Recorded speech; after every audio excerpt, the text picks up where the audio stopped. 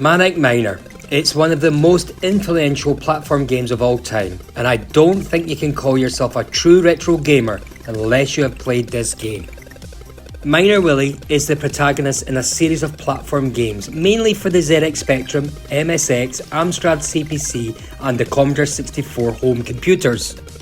Now, I remember playing Manic Miner on my friend's ZX Spectrum way back in 1983 for the first time as a 13-year-old kid. I was immediately impressed with the sound, music and colourful graphics.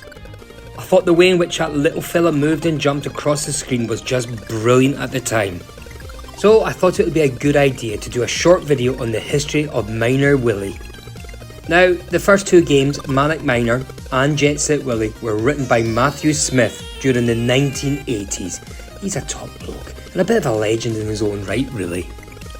The Willy saga was supposed to be a trilogy, and a third game in the series was planned, Miner Willy Meets the Taxman, but this game never came to be.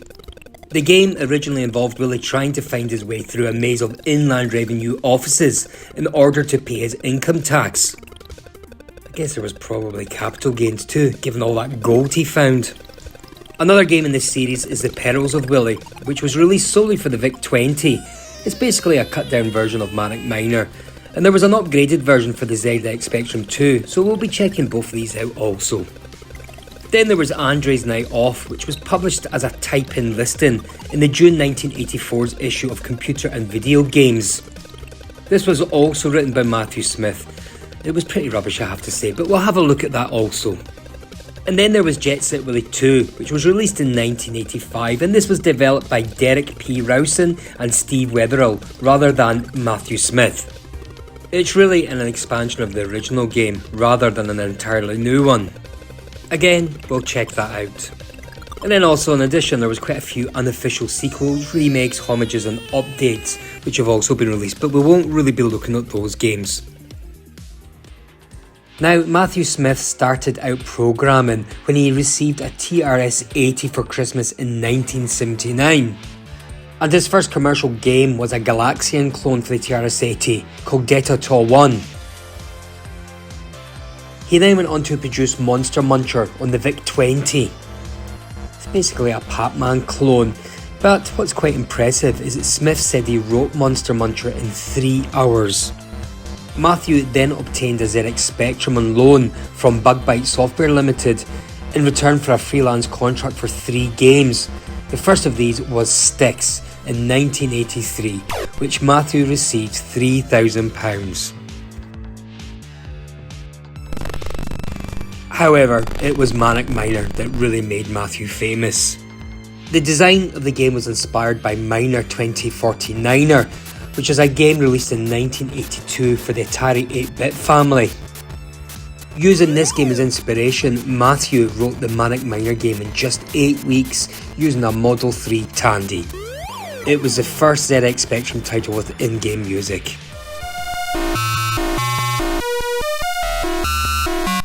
Manic Miner was originally issued by Bug Byte, a well-respected software house based in Liverpool.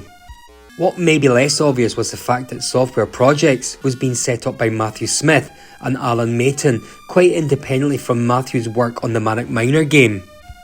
And what Matthew discovered was that the contract he had with Bug Byte didn't actually stop him to release Manic Miner under his own software house. And that's exactly what he done. So eventually the Bug Byte game was actually replaced by the Software Projects game of Manic Miner. And that meant that there was a time where there was actually 2 games with the same name on the market at the same time. And both games are very similar, but there are a few differences in the graphical shapes. Now, it's absolutely fair to say that Manic Miner is one of the most influential platform games of all time, and has been ported to numerous home computers, video game consoles and mobile phones. Now for this video I'm just focusing on the original ZX Spectrum game here, but if you are interested to see some of these game ports, then I will leave a link to another one of my videos covering all these ports of Manic Miner. It's quite interesting, so please check that out. So, what's the story of Manic Miner? Well, while prospecting, Miner Willy stumbles on an old, long-forgotten mineshaft. On further exploration, he finds evidence of a superior lost civilization. These ancients used robots to dig deep into the Earth's core to supply the essential raw materials for their advanced industry. Centuries of peace and prosperity passed until one day the civilization tore itself apart through war. It lapsed into a long, dark age, abandoning its industry and machines. Nobody, however, thought to tell the mine robots to stop working. Through countless ages, they had steadily collected a huge stockpile of valuable metals and minerals. Miner Willy realises that he can now make his fortune by finding the underground store. So there you go, that's the story. So, in each of the 20 caverns, each one screen in size, are several flashing objects which a player must collect before Willy's oxygen supply runs out. Once the player has collected the objects in one cavern, they must then go to the now flashing portal, which will take them to the next cavern. The player must avoid enemies listed in the cassette inlay as poisonous pansies, spiders, slime and worst of all, manic mining robots, which move along predefined paths at constant speeds. Now our little hero Willy can also be killed by falling too far, so you must time the position of jumps and other movements to prevent such falls or collisions with the enemies. You can also gain extra lives every 10,000 points, and the game ends when the player has no lives left. And with regards to the in-game music, which I liked, is the Hall of Mountain King, from Edvard Grieg's music to Henrik Ibsen's play Peer Gynt. And the music that plays during the title screen is an arrangement of the Blue Danube. Let's have a look at the game.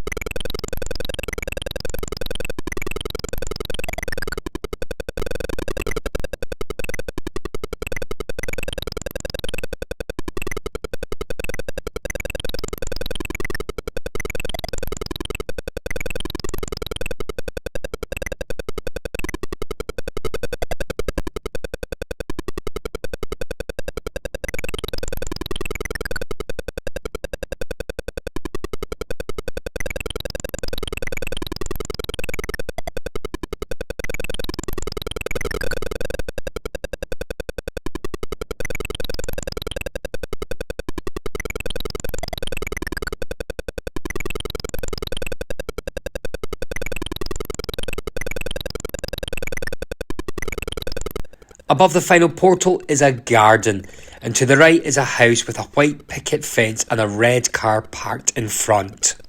And to the left is a slope leading to a backyard with a pond and tree. A white animal resembling a cat or mouse watches the sun set behind the pond.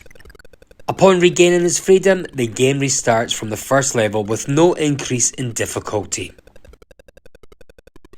Now, the reception for Manic Miner was very positive. Crash Magazine gave the budget release 92%, and it says, although Manic Miner is one of the oldest games to be re-released, it's also one of the best. The graphics are sharp and attractive, the in-game tune attractive, and playability is addictive as it is frustrating. This is an essential purchase.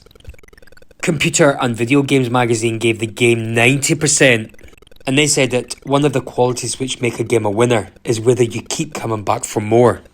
Manic Miner scores well here, as it will take some time to complete. When the impressive title frame comes up, you are told to press a key to start. If you don't, the game will cycle through all 20 screens, giving you a short preview of each. Impressive graphics and good sound, Bugbyte have produced a challenging game with long-lasting appeal. Your computer gave the game 80%. With games like Bugbyte, we'll be laughing all the way to the bank, which occurs in Manic Miner on the 15th screen. Very good. Now for me, I was impressed with the game. I think I've made that very clear at the beginning. Technically, Manic Miner did several things supposedly impossible on the Spectrum. Flicker-free sprites, no colour resolution problems, and in some ways, most spectacular of all, continuous sound. Manic Miner is simply the grandfather of pure platform perfection that has been mimicked, copied, but never bettered. It's an absolute landmark title that made Matthew Smith an overnight star.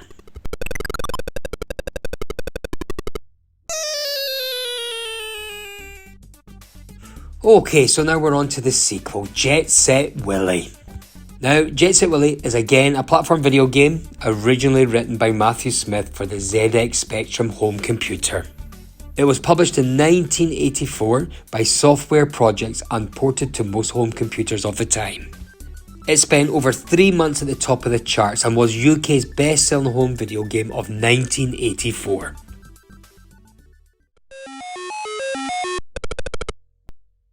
So, what's the story and plot of this game? Well, a tired Miner Willy has to tidy up all the items left around his house after a huge party animal. And until then, his housekeeper Maria will not let him go to bed. Willy's mansion was bought with wealth obtained from his adventures in Manic Miner, but much of it remains unexplored and it appears to be full of strange creatures, possibly a result of the previous owner's experiments. Willy must explore the enormous mansion and its grounds, including a beach and a yacht, to fully tidy up the house so he can get some much needed sleep. Set Willy is a flip screen platform game in which the player moves Willy from room to room in his mansion collecting objects. Unlike the screen by screen style of its prequel, the player can explore the mansion at will. Again, Willy is controlled using only left, right and jump. He can climb stairs by walking into them and climb swinging ropes by pushing left or right, depending on what direction the rope is swinging. The play area itself consists of a massive 60-player screens, making up the mansion and its grounds, and contains hazards such as static killer objects, killer monsters or guardians as they're called, which move along predetermined paths, various platforms and collectible objects. The collectible items glow to distinguish them from other objects in the room. And our Willy, well, he'll lose a life if he touches a hazard or a guardian or falls too far.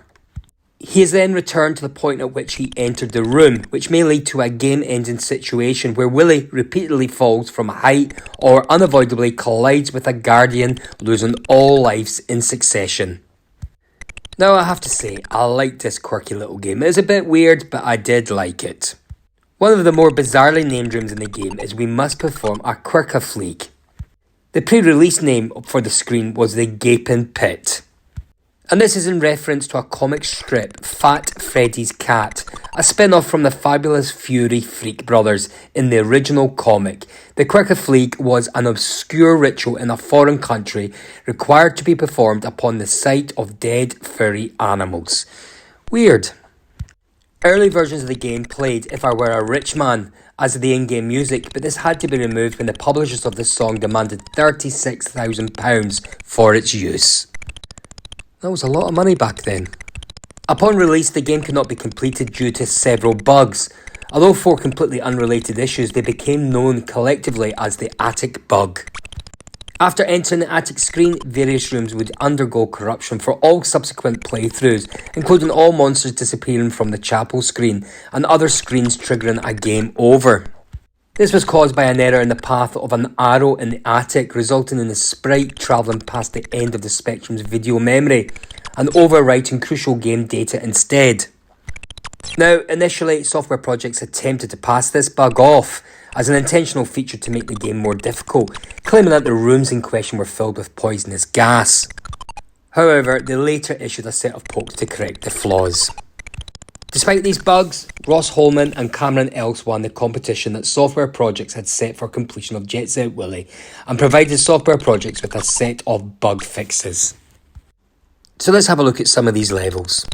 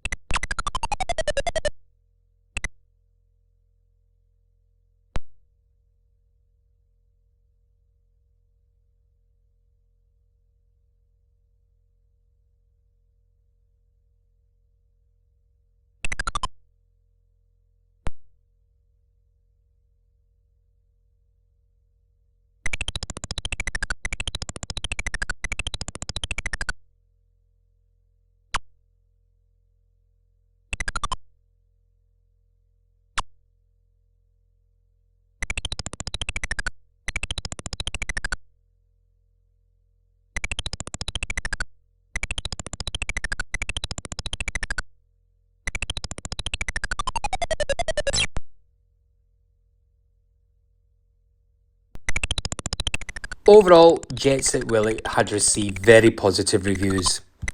Personal Computer Games gave the game a 100% game rating. Wow. Computer and Video Games gave the game 80%, saying that Jet Set Willy is bound to be up among the top 10 in Computer and Video Games Daily Mirror software charts before very long. And I confidently predict that Matthew Smith and Software Projects have got another number 1 on their hands. Jet Set Willy is available now from Software Projects of Liverpool and is a bargain at £5.50. And Telematch, well, they weren't quite as positive. They only gave the game 67%. They went on saying that a lot is happening, and what we miss is the novelty value, is the top graphic quality that is in demand these days.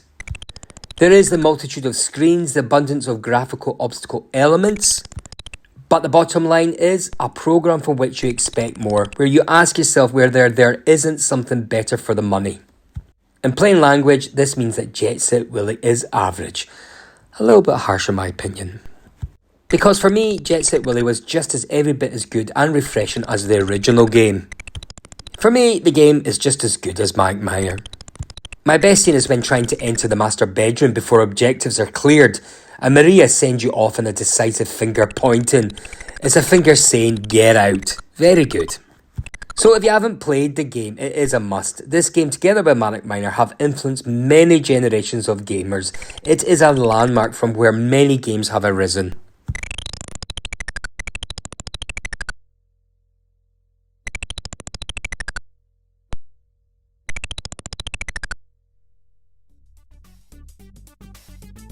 Right, now we're on to the Perils of Willy. The Perils of Willy is basically a cut down VIC-20 version of Manic Miner.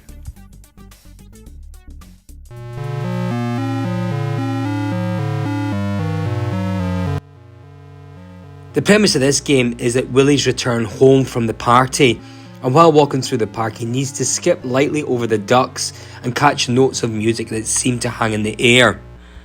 It includes 33 levels of platforming where pixel-perfect jumps will allow him to reach hard-to-reach places and avoid Nazis that are after him. Platforms below can crumble and conveyor belts take him closer to his destination, or perhaps to his doom. There was also an upgraded version for the ZX Spectrum, Perils of Willy ZX. We'll have a look at that game also. But let's start by looking at the VIC-20.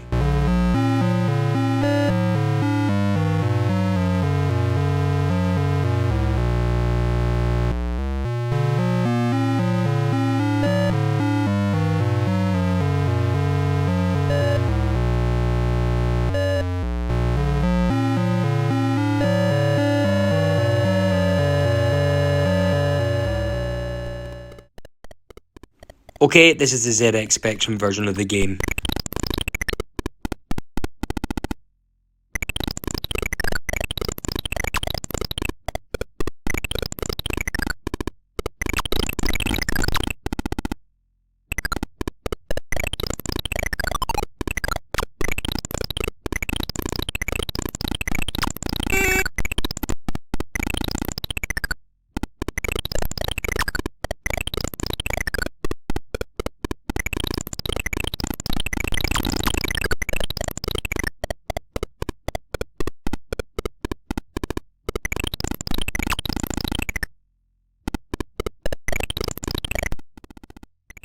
The reception and reviews for this game was rather mixed. Computer and Video Games scored the game 73%. They say that comparisons with the original game are going to obviously be carried out, even if they are a little unfair. They then go on and say that the game is not as good as the original Manic Miner or Set Willy, but it is one of the better climbing games that they've seen on the VIC-20. Well, there you go. Personal Computer scored at 90%. Well, that's a better score. They say if you're sick of platform games, then this isn't for you. But those of us that are still hooked will be leaping into the early hours with this excellent game. And Commodore user gave the game 60%. Not so good. In this Willy game, our hero has discovered music and sets out to collect all the musical notes from all the screens. It lacks the original's zaniness. Somehow Miner Willy isn't quite Miner Willy without Martha, man-eating toilets and mutant telephones. They then go on and say it's still a good game and it will take a number of days to complete the game. For me, it's just an okay game for the VIC-20. It's not on the same league as Manic Miner or Set Willy, and it's certainly a slimmed down version. For me, I would probably only want this game just to put in my collection as a retro gamer, but would I play it? Not really.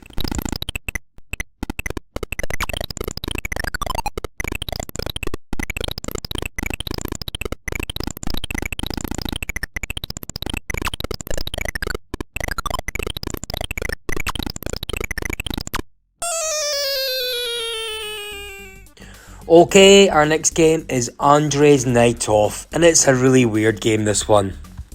Andre's Night Off is a basic program written by Matthew Smith, which appeared in the June 1984 issue of Computer and Video Games.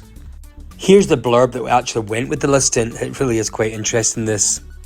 It goes like this. By now, most of you would have played or seen Matthew Smith's latest weird and wonderful Miner Willy epic from software projects called Set Willy. But did you know that Matthew had an idea which didn't quite make it into the final version of that number one hit game from the Spectrum? We bet you didn't. Well, Computer and Video Games persuaded our Golden Joystick Award winner Matthew to give us an exclusive listing of the missing screen. And now we're passing it on to you just for the price of this magazine. You can't say we're not generous. Matthew has been slaving away for a couple of weeks to get this game to you. We hope you like it. As you already know, Miner Willy has been spending the cash he made down the mine and has purchased a vast mansion, complete with a housekeeper and a cook. Maria, the housekeeper, gives Willy a hard time about the mess his quest leave behind after a mammoth party in Set Willy.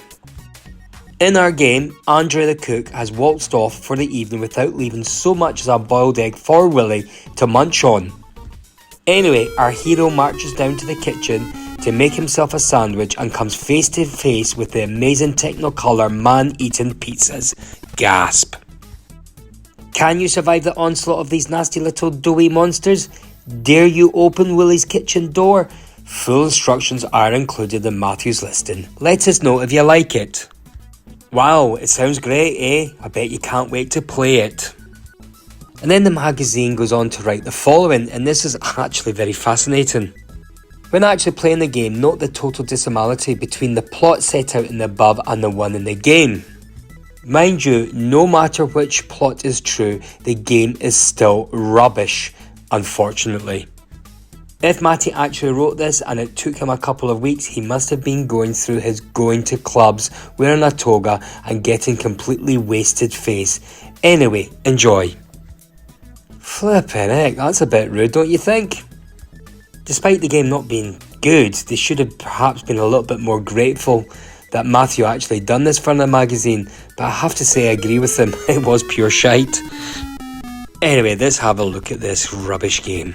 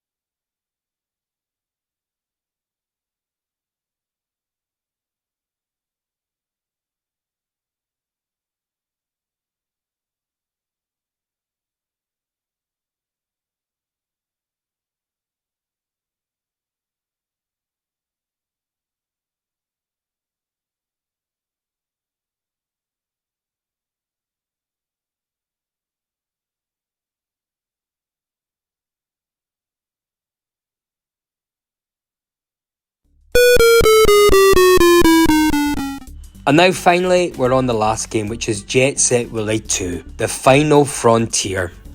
Again, a platform game released 1985 by Software Projects as the Amstrad CPC port of Set Willy. It was then rebranded as a sequel and ported to other home computers. Set Willy 2 was developed by Derek P. Rowson and Steve Wetherall, rather than Set Willy programmer Matthew Smith, and it's an expansion of the original game rather than an entirely new one. What is interesting is that Rowson used an algorithm to compress much of the screen data, which meant there was enough memory available to create new rooms. The game also came with a form of enhanced copy protection called Padlock 2. This is to discourage felt tip copying. It had several pages rather than the single page used in Set Willy. Software Projects later had Rowson remove all of the enhancements from the Amstrad version to produce a straight conversion of the original ZX Spectrum version of Set Willy. And this version was included on the Ocean Software compilation They Sold a Million, which was released in November 1985. Now, with regards to the gameplay, the map is primarily an expanded version of the original mansion from Set Willy, with only a few new elements over its predecessor, several of which are based on rumoured events in Set Willy that were never in fact programmed. In the ZX Spectrum, Amstrad CPC and MSX versions, Willy is blasted from the rocket room into space, and for these 33 rooms he dons a spacesuit. Due to hacking and cheating in the original game, Set Willy 2 pays homage to this and includes a screen called Cheat that can only be accessed by cheating. Now, the control of Willy also differs from the original. The BBC microcassette of the game has 2 rooms, which are not included in the ZX Spectrum version. Willy now takes a step forward before jumping from a standstill. And some previous safe spots in Set Willy are now hazardous to the player in Set Willy 2, the tall candle in the chapel for example.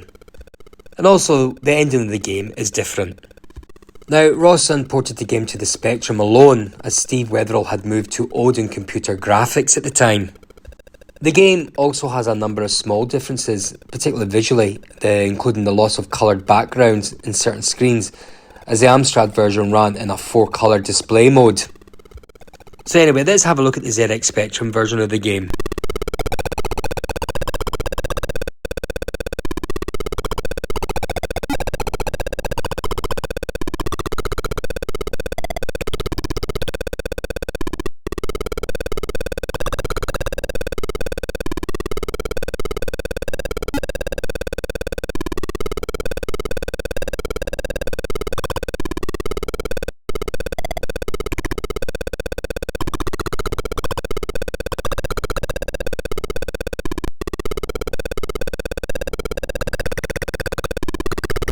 Now, the reception for this game was a little bit mixed.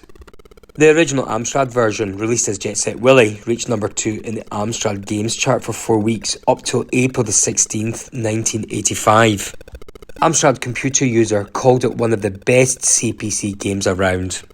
However, its release as Set Willy 2 was less well received, with Sinclair Users magazine Clear Edgley calling it the biggest rip-off of them all. Home Computing Weekly accused Software Projects as trying to flog it as a new game. Crash said the game was good, but little progress had been made from the original.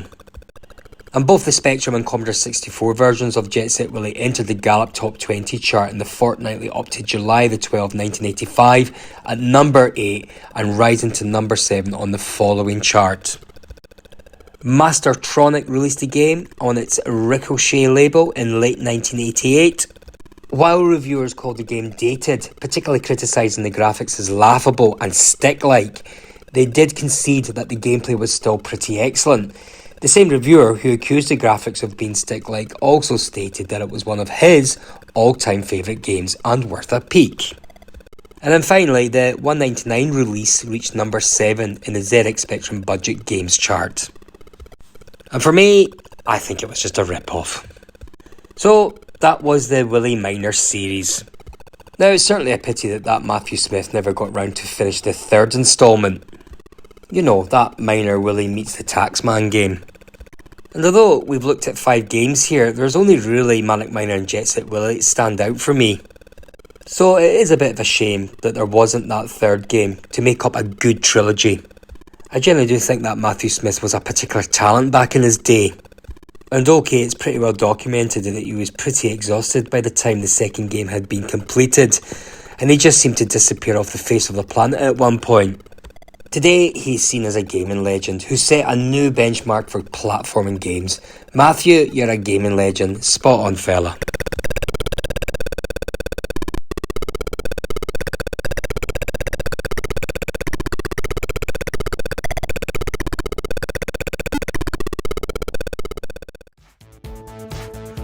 Okay folks, I hope you enjoyed my little video.